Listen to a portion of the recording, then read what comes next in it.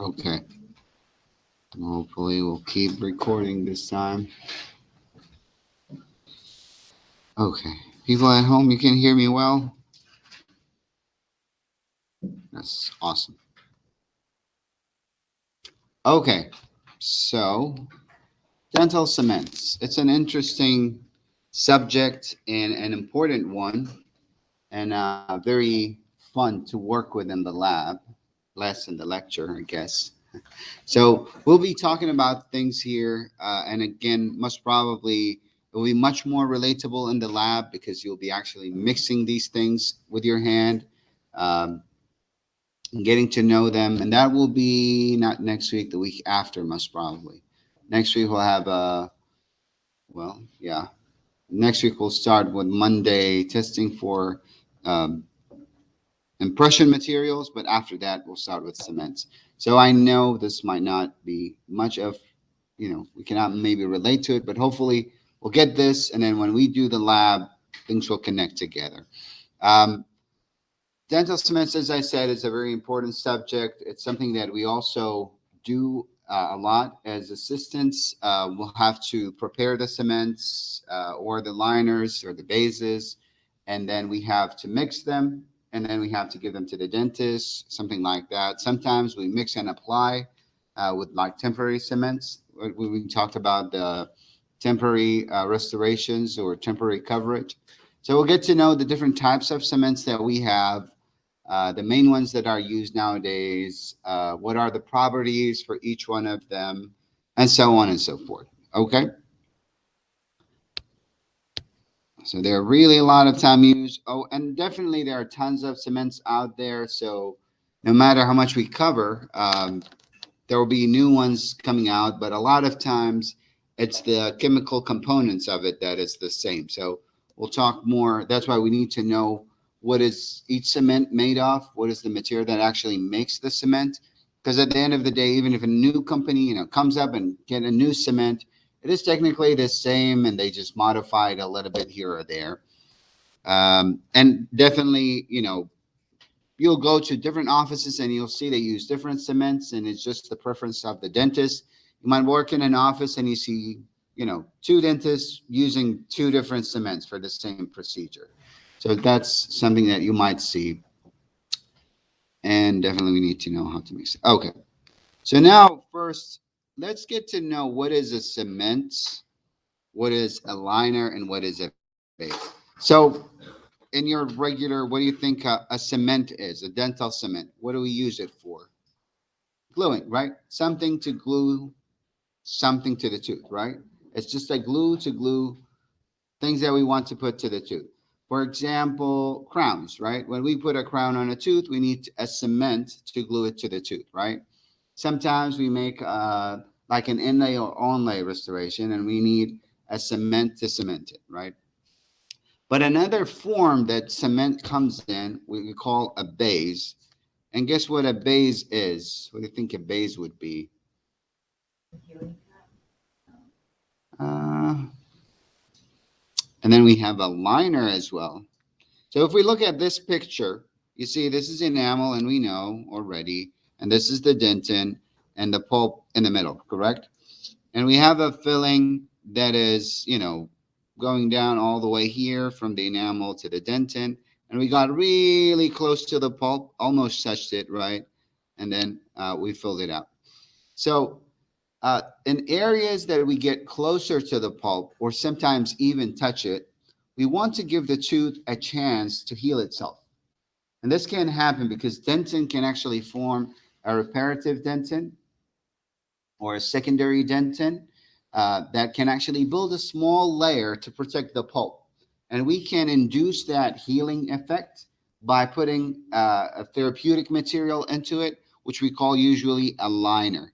So you see like the deepest part of the filling area, that's where we put the liner at. And it's usually just small spots that are really close to the pulp. When we clean, the dentist cleaning the cavity, right? There's a lot of caries still going on. And then we reach a point where we still have a little bit of caries that are going almost to the pulp, and we clean it up. Again, if it didn't touch the pulp, or even if it touches really, really like a pinpoint exposure of the pulp, we can try to save the tooth by applying liners. And that is, again, the liners are just a thin layer that is usually on the floor of the filling, that is more closer to the pulp, and it's used to stimulate the healing and protect the pulp. Okay, just gives another layer of protection. Bases are thicker. You can see it's kind of wider area, and it's used for insulation because, right, our nerves that are in our teeth would feel the hot and the cold stimulation. And when we replace the normal enamel, which, and the dentin, which would act to insulate the regular heat and stimuli, right? We need to replace that with a layer to protect the teeth again from these heat and cold stimuluses. And then that's why we make a base. So a base is technically a thicker type of cement that is placed to protect and insulate. It's not much used nowadays, honestly, because again, this was used more with amalgam. Amalgam is a metal material, correct? It's silver and mercury. So as a metal material would do more heat conduction than a composite, which is technically a plastic polymer type of thing, right?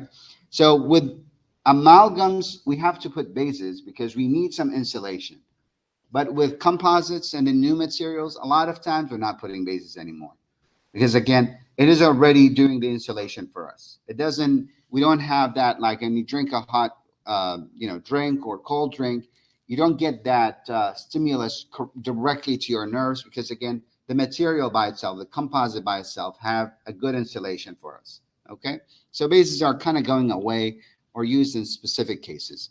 And then cements, you can see another thin layer that will hold the filling or the restoration to the tooth at the end.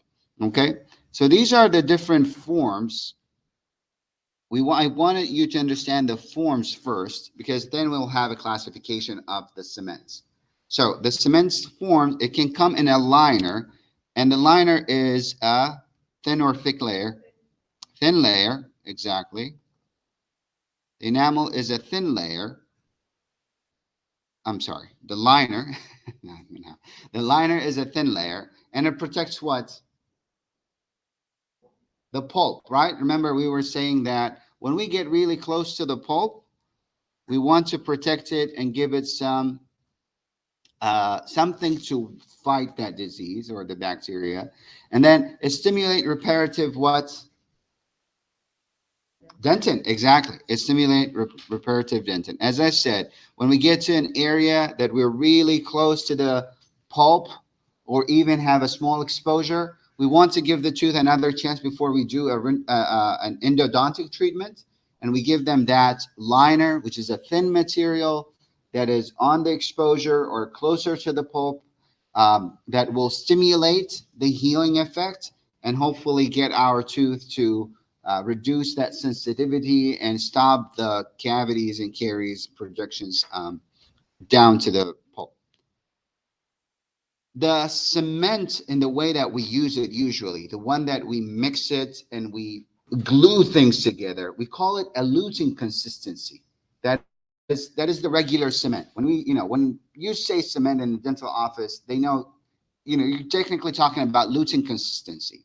So that glue-like material, glue-like thickness, that is the luting. That's what luting means. And here in the picture, we have it as a cement.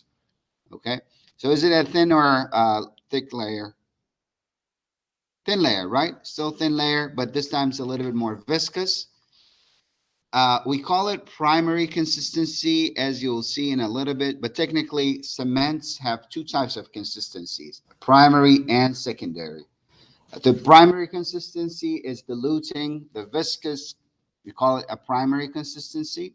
And then the base is the secondary consistency, as you can see. And the base is what? Is the thick layer, exactly. And it's the secondary consistency.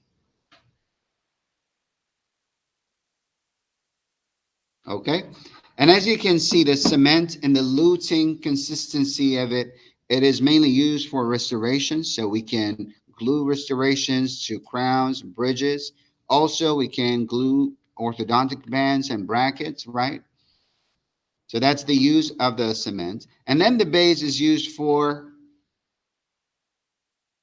blank and chemical insulation.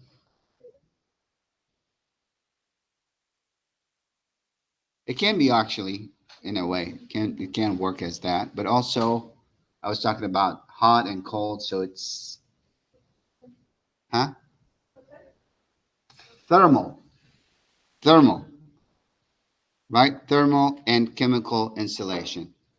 Again, as I said, the bases are kind of going away or not used as much nowadays because we used to have them a lot with the amalgams because they're, again, metal and they would conduct the temperature much faster and quicker than the composites that we have nowadays. So nowadays, a lot of times we just have, a liner maybe and a composite. So do we have to put liners every time?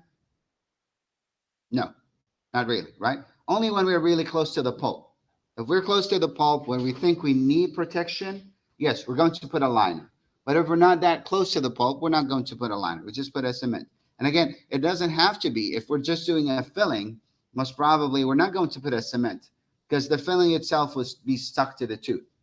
Okay, like when you do a composite, you don't put a cement in there. You just put the composite. The composite itself has a bonding agent that will bond it and glue it to the tooth. So we don't need it. Cements are used mainly for crowns, bridges, and inlays and onlays. Inlays and onlays are fillings that we do outside of the patient mouth and we stick them inside the patient mouth. Okay?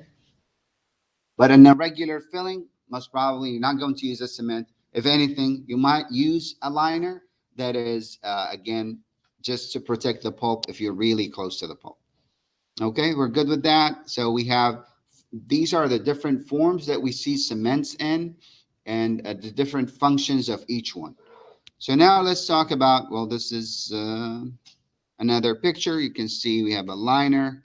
Sometimes we put a base again. We're not putting much anymore. We'll talk about cavity varnish in a little bit.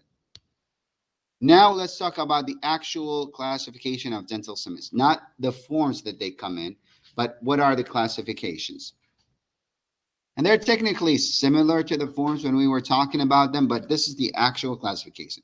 So cements that are type 1 cements, when we classify, we have type 1, type 2, and type 3. Type 1 cements are the luting agents. And we know the luting agents are the thin, viscous ones that we use to glue crowns and bridges or cement these things. So we already talked about luting agents, and we know what they're used for, how they would appear, and all of that, correct? The second type of cements, which is type 2 cements, that is the provisional or temporary, technically, cementing for the restoration. So we talked about some of the temporary cements in the previous lecture, right? We have like zinc oxide, eugenol, correct? Polycarboxylate.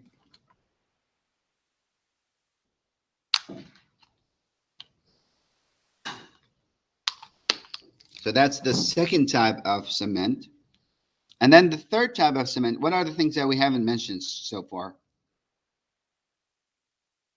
So we mentioned luting. We haven't mentioned base and liners. Exactly. So type 3 are bases or liners. So this is the classification of cements in the dental sense.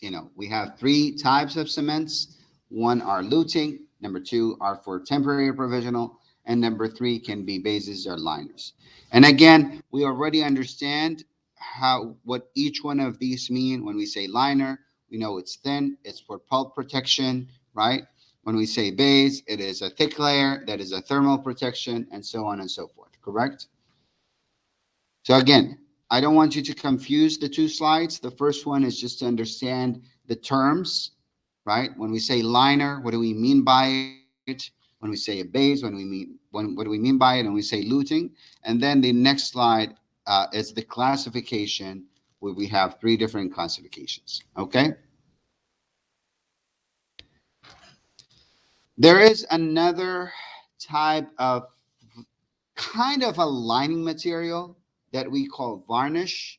You'll see in offices use, but it doesn't fall within the actual classification of cements. So varnish is not a cement, and definitely I'm going to ask you this question, maybe in the true or false. Varnish is a cement. It's not a cement, right?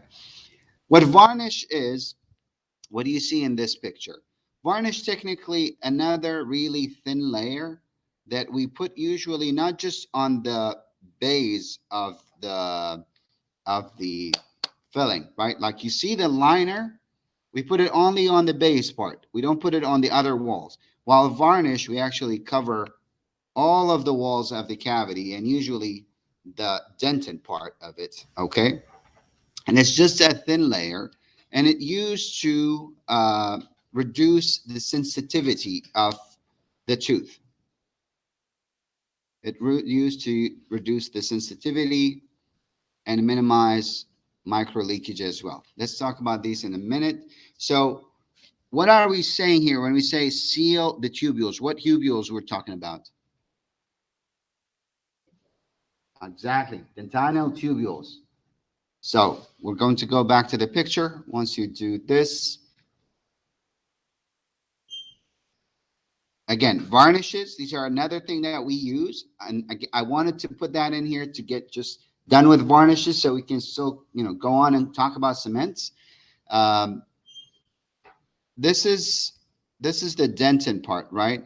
And we know that enamel has enamel rods in it, right?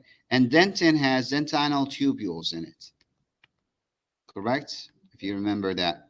So these are just the way that the dentin and enamel forms. And these tubules, when we cut open and we are doing a filling, these tubules will be open. And any stimulation can happen and goes directly to our pulp area where we have our nerves. So these small tubules, because they're open, they can create what? Sensitivity. A lot of patients, when you do the fillings for them, when we do the fillings for them in the first maybe weeks to months, a little bit, they will still have some sensitivity in the filling because, again, because of there are a lot of reasons, how we prepare it, the material that we use it, but a lot of them have that because we have the dentinal tubules open. Okay, so in order for us to reduce that sensitivity, we put varnishes, which technically will seal these dentinal tubules to reduce the sensitivity. And also it can help with the micro leakage. A micro leakage is if you have like a small opening between the filling that you put on the tooth and the tooth itself, where the bacteria can come in and enter, right? So it closes that small gap in there. I need to use multiple colors in here. It's just a mess now, right?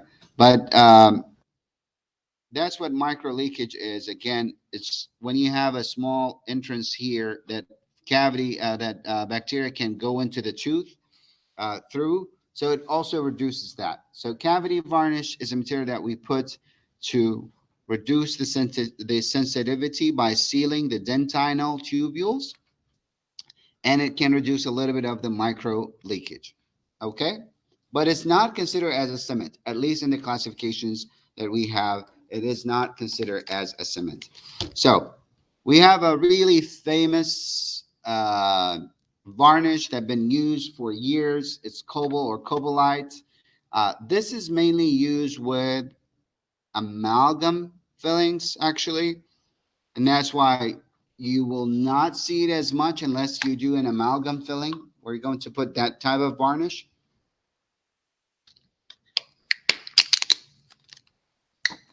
So this is how we use it. We put, multiple layers. Again, it's just like a thin material that you apply inside of the cavity, inside of the filling that we have prepared, or the cavity that we've prepared. And then we just usually air dry it a little bit with the air water syringe. And then again, used usually with amalgams, not much widely used nowadays, again, because we don't use amalgams nowadays that much. And I just want, again, to differentiate. You can see here between, well, you cannot see. Let's see if we can remove all. Whoops.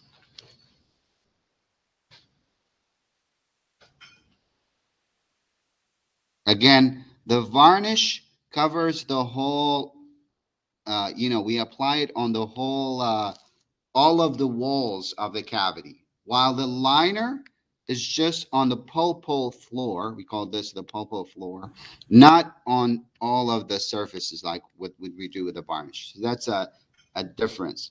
Because with the varnish, we want to seal the dentinal tubules, while with the liner, we just want to protect what? The pulp, right? So we don't care about the sides of the filling, right? Okay. Now, are we using other varnishes nowadays since we're not using the Copalite? Yes. One of the most famous ones are Gluma. And again, you'll see that we're starting mentioning some brand names when we talk about cements, because that's how we're going to use them. Bring me Gluma, or bring me, IRM, or bring me Keytac, something like that. So you have to start knowing. And again, we'll have a table at the end when we finish all of that that has all the cements that we have, all of their properties, so we can just kind of categorize all of them.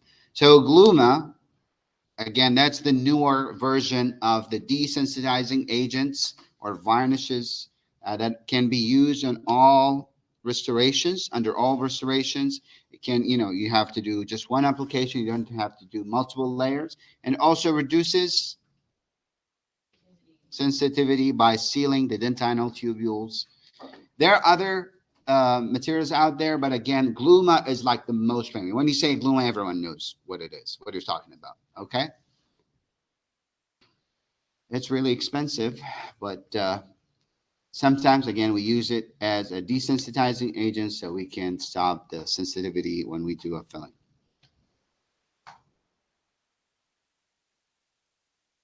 We're good? Yes.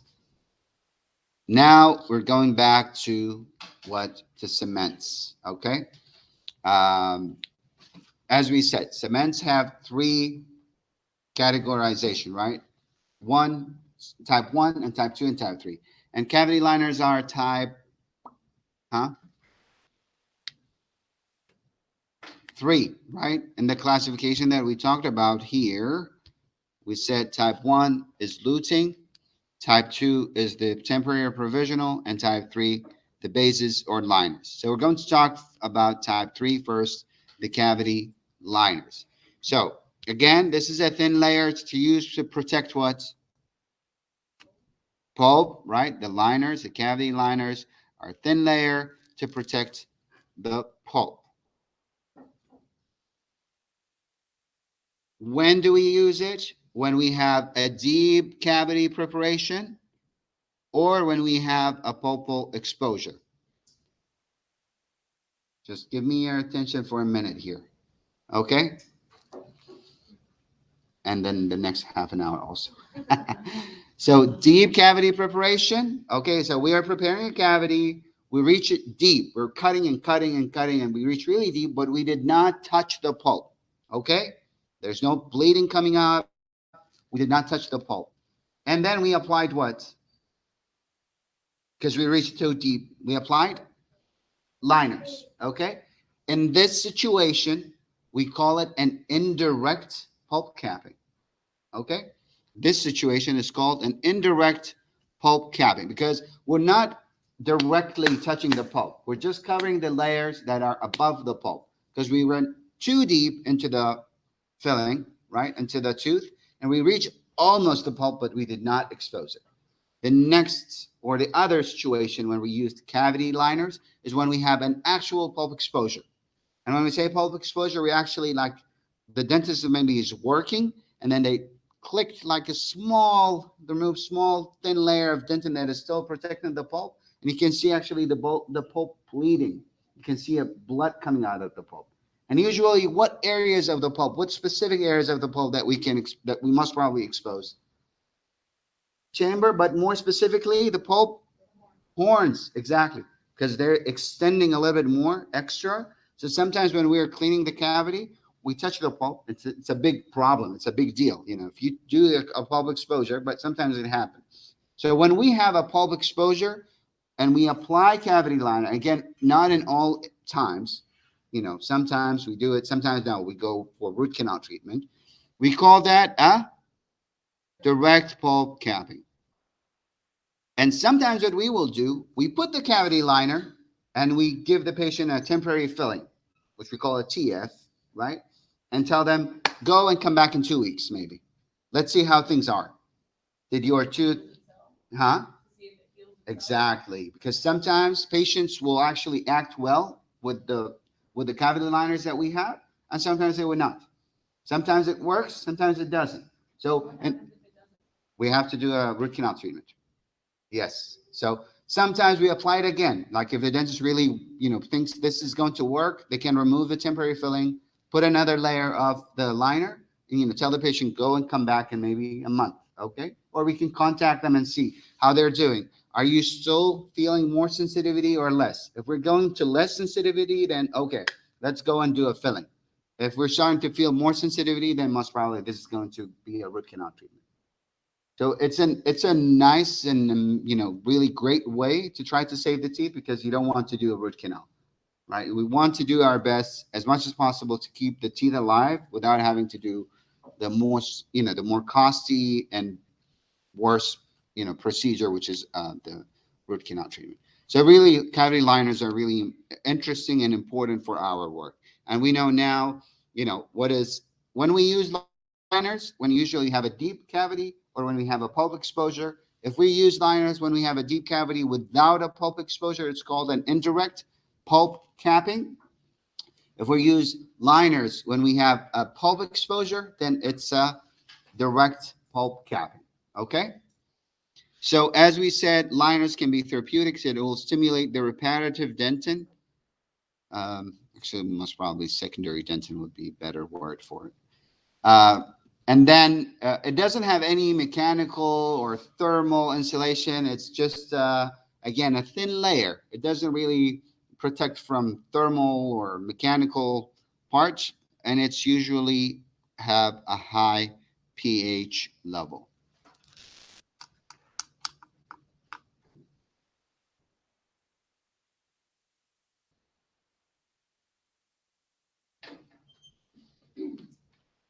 A good example of liners is Theracal. Theracal is one of the most famous used liners out there, but the actual materials of a liner, which is calcium hydroxide, used in multiple products. So calcium hydroxide is considered as a liner for our teeth, and different companies use it to make their products as liners. But again, Theracal is one of the most famous out there that you mix. It's just toothpaste system. You mix and you just apply a tiny bit on the tooth. Like you're not mixing a lot. You just a pinpoint that we just place on the floor, the pulpal floor of the tooth, again, to try to simulate the healing. So that's the brand, and that is what it is. There are other lining materials like Vitrobond that you see here. Again, you'll see a lot in offices, Vitrobond. It can be mixed by hand, or it can be, well, it's a liquid and powder, or you can see that other type, again, that is just a tooth system, and you just click it. You don't have to worry too much about this. Again, we're going to do this in the lab, but start to get to recognize these names, because again, in offices, that's what we're talking. Vitrobond, it's a liner. We know Theracal, it's a liner.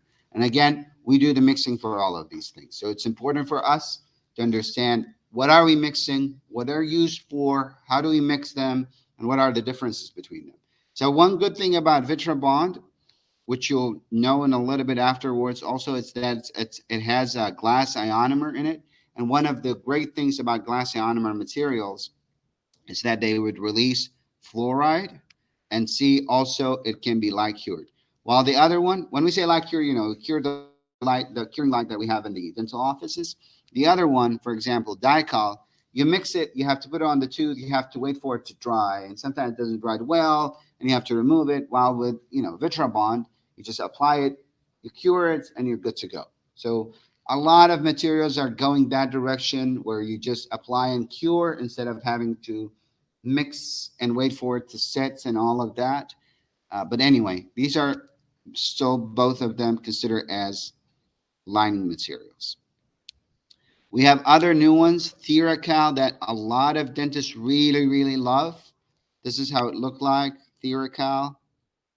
And again, as you can see, it's just a syringe that you apply to the tooth, a material to it, and Limelight, the green one, and that is another really good material that is also used as liners. So this releases fluoride, Limelight, and then Theracal from the calcium, Theracal. So it releases uh, calcium, and they're both light cured.